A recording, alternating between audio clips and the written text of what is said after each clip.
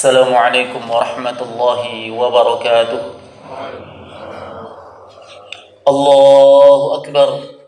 Allahu Akbar. Allahu Akbar. La ilaha illallah wallahu akbar. Allahu Akbar walillahil hamd. Allahu Akbar. Allahu Akbar. Allahu Akbar. La ilaha illallah wallahu akbar. Allahu akbar walillahil hamd. Alhamdulillah. Alhamdulillahilladzi nahmaduhu wa nasta'inuhu wa nastaghfiruh. Wa na'udzu billahi min shururi anfusina wa sayyiati a'malina.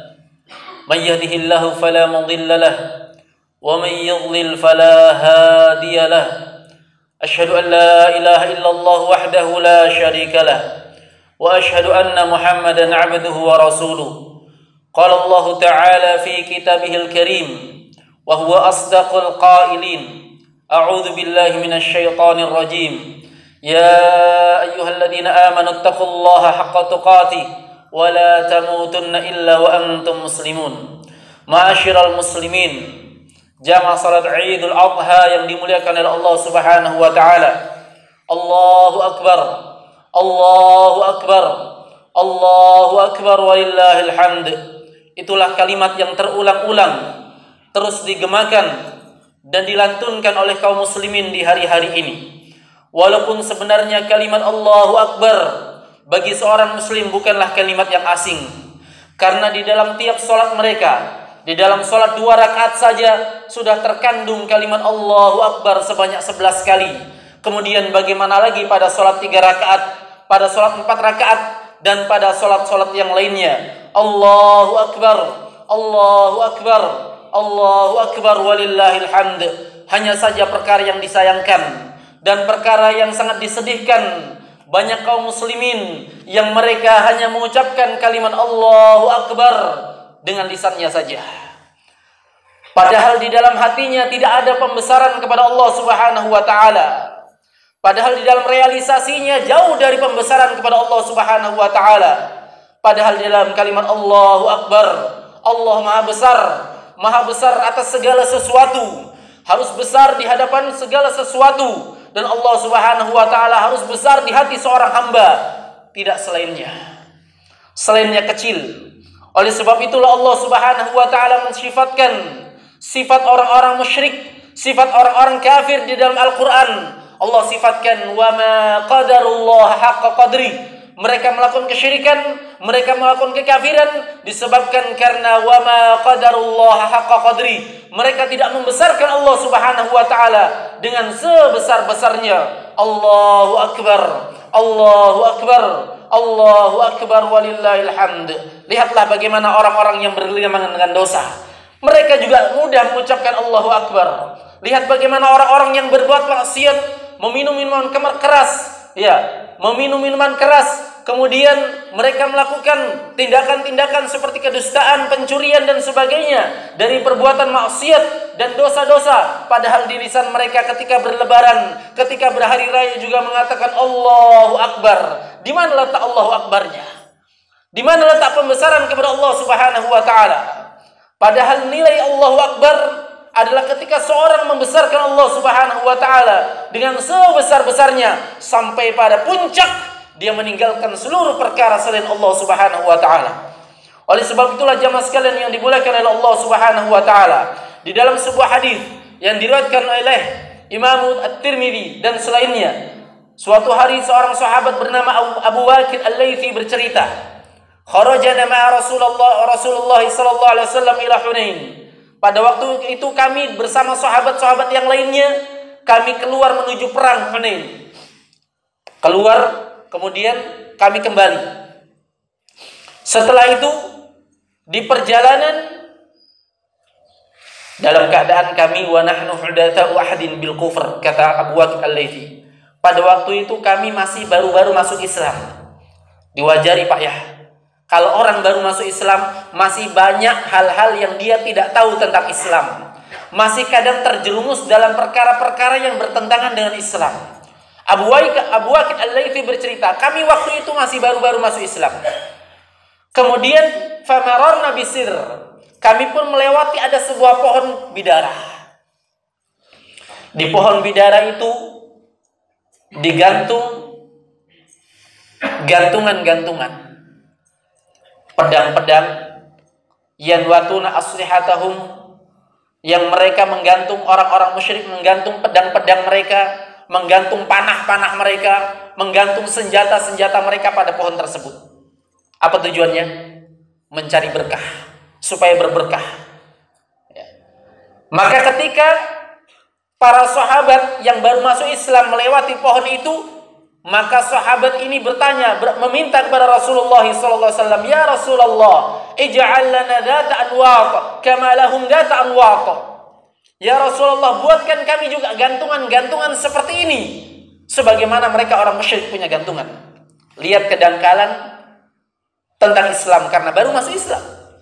Padahal menggantung-gantungkan sesuatu atau menggantung-gantungkan jimat-jimat, jampi-jampi, ini banyak terjadi di kalangan kaum muslimin.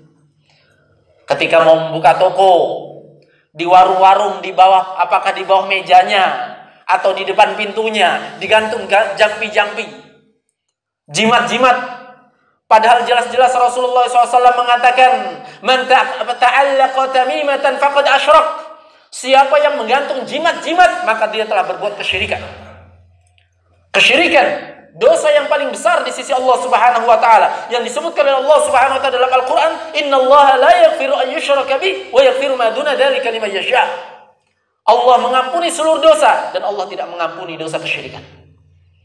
Jamaah sekalian yang dimuliakan oleh Allah Subhanahu wa taala, ketika mendengar permintaan para sahabat yang baru masuk Islam ini, permintaan yang di dalamnya terdapat bentuk-bentuk kesyirikan kepada Allah Subhanahu wa taala, apa yang diucapkan Nabi?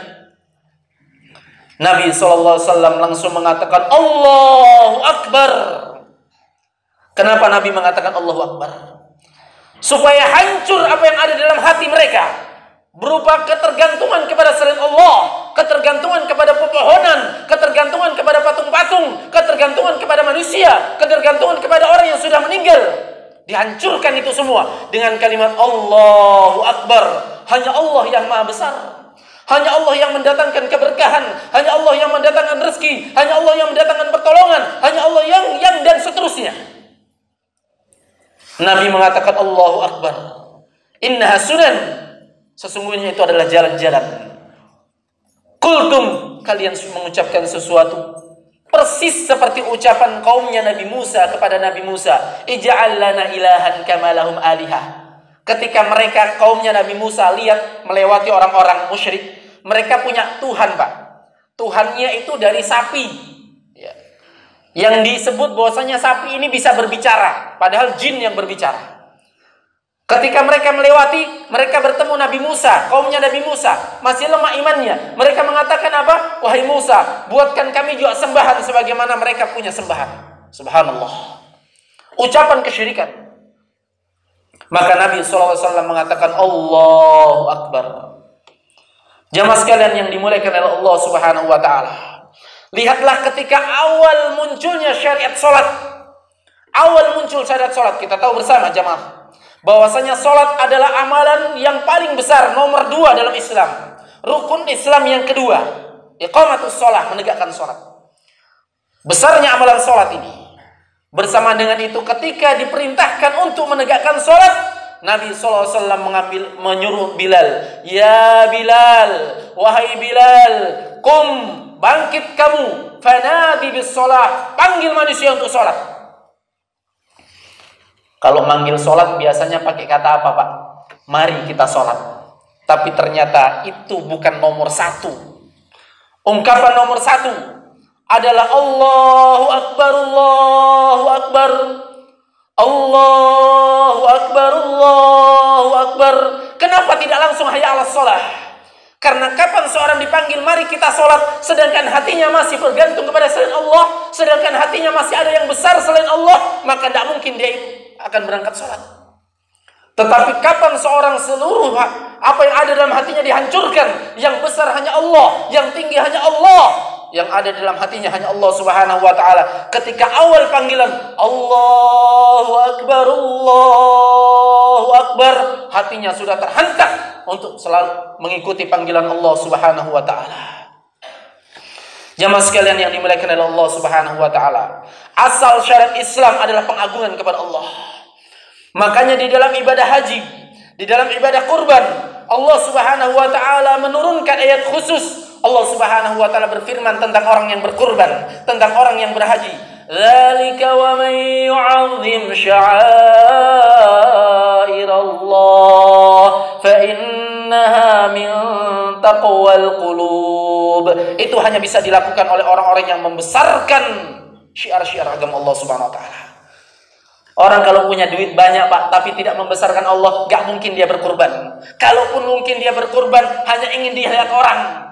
Atau karena malu mungkin, wah saya punya 4 mobil, masa gak berkurban? Malu sama tetangga. Padahal kurban yang diinginkan adalah keikhlasan kepada Allah Subhanahu wa taala. La yanalallaha luhumuha wala dima'uha. Allah tidak akan sampai kepada Allah darah-darahnya. Dan tidak akan sampai kepada Allah daging-dagingnya. Apa yang sampai kepada Allah? Walakin yanaluhu taqwa minkum. Tetapi yang akan sampai adalah takwa yang ada dalam hati kalian. Takwa muncul ketika hati bersenandung mengatakan Allahu Akbar. Hanya Allah yang besar. Jamaah sekalian yang dimuliakan oleh Allah Subhanahu wa taala. Allahu Akbar. Allahu Akbar, Allahu Akbar walillahil hamd. Ketika Nabi SAW diutus sebagai seorang nabi, kemudian diperintahkan untuk berdakwah. Ayat pertama turun berkaitan dengan pengutus atau penjadian Nabi sebagai seorang nabi. Surah kedua, ayat kedua diturunkan tentang bagaimana Nabi sudah diperintahkan untuk berdakwah. Apa yang disuruh untuk berdakwah kepada Nabi SAW? Nabi disuruh berdakwah kepada kaumnya. Tahukah kita apa yang bisa menyebabkan seorang menerima dakwah, komitmen berada di atas dakwah seruan Islam? Allah Subhanahu wa taala nyatakan dalam perintahnya kepada nabinya dalam berdakwah, ya ayyuhal muddathir, wahai orang yang berselimut, qum fa'anzir, bangkit dan berikan peringatan. Bagaimana supaya peringatan ini bermanfaat? Wa rabbaka fakabbir, kepada Tuhanmu besarkanlah. Kepada Tuhanmu besarkanlah. Kapan seorang di dalam hatinya Allahu Akbar, jamaah sekalian yang dimuliakan oleh Allah Subhanahu wa taala, apapun yang diperintahkan oleh Allah Subhanahu wa taala, dia pasti lakukan, tidak akan goyang dengan sesuatu apapun. Kenapa Nabi Ibrahim bisa merelakan anaknya disembelih? Kenapa Nabi Ismail bisa memasrahkan dirinya untuk disembelih? Karena di dalam hatinya sudah terdapat Allahu Akbar, Allah yang Maha Besar, Allah yang perintah. Ketika Nabi Ibrahim bermimpi, kemudian dia menceritakan mimpinya kepada anaknya.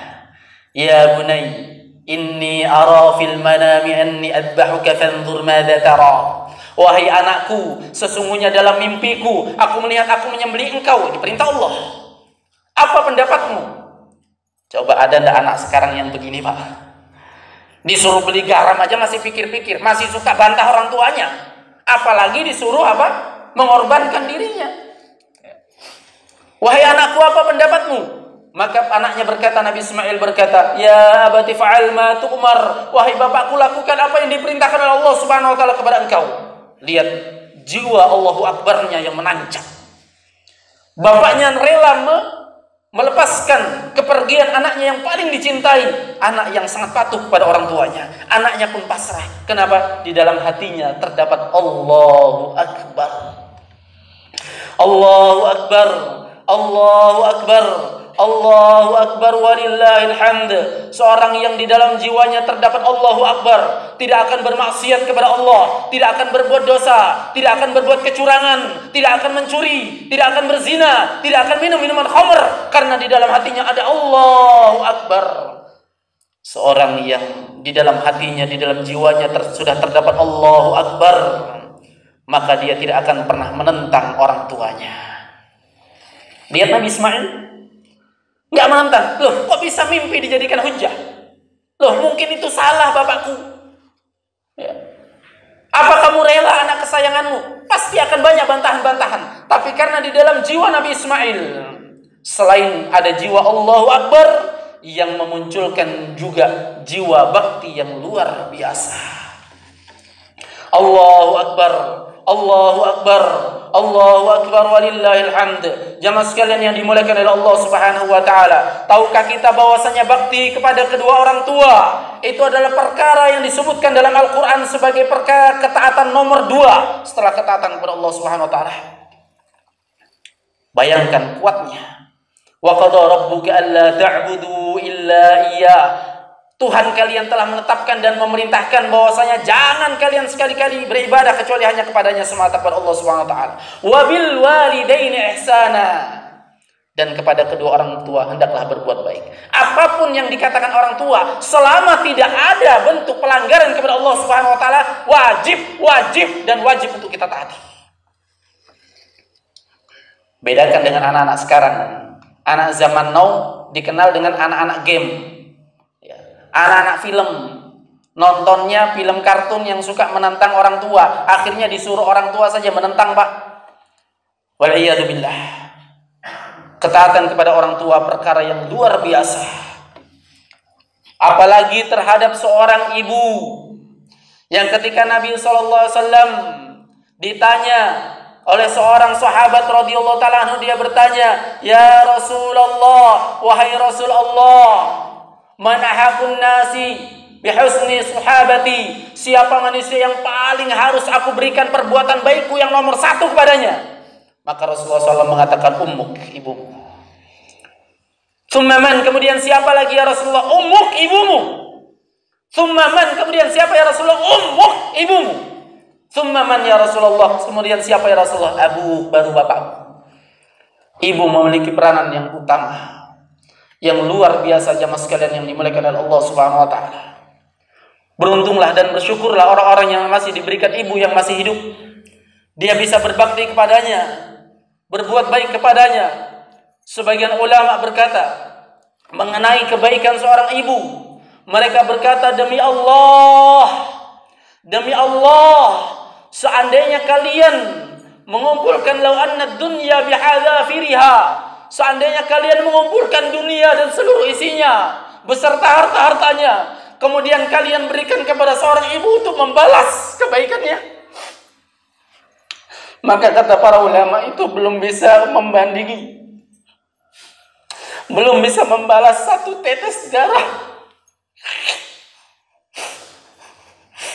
yang keluar ketika melahirkan kalian. 1 tetes darah.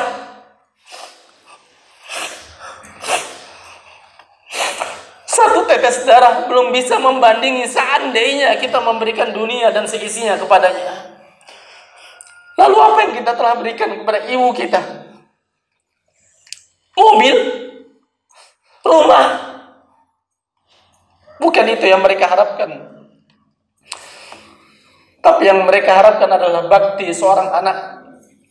Ketika anak bisa membuat mereka tersenyum, dan ketika anak bisa membuat derajat mereka di kubur mereka terangkat di sisi Allah Subhanahu wa taala. Ingatlah bahwasanya Nabi sallallahu alaihi wasallam bersabda, "Idza matal insan, jika manusia telah meninggal, inqata amalu, seluruh amal terputus, illa min thalath, kecuali dari 3.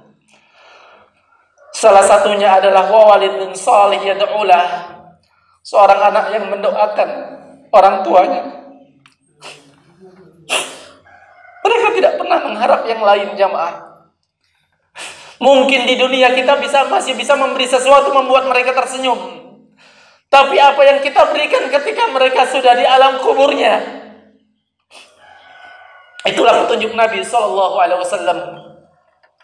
Semoga jiwa Allahu Akbar yang ada dalam jiwa-jiwa kita, di dalam hati-hati kita, bisa terus mendorong dan memotivasi diri kita untuk selalu memperbaiki diri kita, sebagaimana jiwa Allahu Akbar yang terdapat pada diri-diri para nabi-nabi dan rasul-rasul Allah Subhanahu wa taala. Allahumma la tada' dhanban illa ghafartah ولا هما إلا فرجته ولا عسيرا إلا يسرته ولا مريضا إلا شفيته ولا ميتا إلا رحمته يا أرحم الراحمين. اللهم ارفع عنا البلاء اللهم ارفع عنا البلاء اللهم ارفع عنا البلاء والوباء يا أرحم الراحمين ويا مجيب السائلين. اللهم أرنا الحق حقا وارزقنا اتباعه وأرنا الباطل باطلا وارزقنا اجتنابه. اللهم يا مقلب القلوب ثبت قلبي على طاعتك. اللهم اغفر للمسلمين والمسلمات والمؤمنين والمؤمنات الأحياء منهم والأموات إنك سميع قريب مجيب الدعوات يا قاضي الحاجات. ربنا لا تزغ قلوبنا بعد إذ هديتنا وهب لنا من لدنك رحمة إنك أنت الوهاب. ربنا هب لنا من أزواجنا وذريتنا قرة أعين واجعلنا للمتقين إماما. ربنا آتنا في الدنيا حسنة وفي الآخرة حسنة وقنا عذاب النار.